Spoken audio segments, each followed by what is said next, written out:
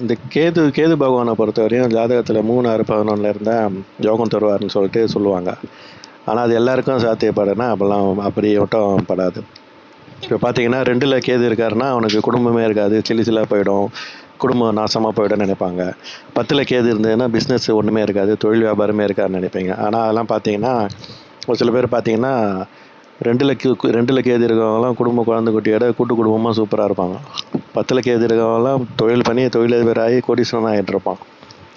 இது எப்படி நடக்குதுன்னா, இப்போ உங்களுக்கு 5லேயே கேது இருக்காரு, எங்கேயோ ஒரு இடத்துல கேது இருக்காருன்னா அவர் அந்த அந்த அந்த அந்த கட்டத்தில் நின்று தசை நடத்தணும்.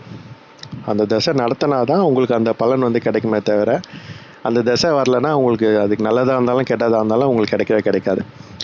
இப்போ உதாரணமாக ஒருத்தர் சுக்கிர தசையோ சூரிய தசையிலே பிறகுறாருன்னா அவருக்கு கேது தசை வர்றதுக்கு வாய்ப்பே இல்லை. அவர் 100 வயசு வாழ்ந்தால் தான் கேது தசை வரும். அப்போ அவருக்கு அந்த யோகமே கிடைக்காது, கெட்டது நடக்காது.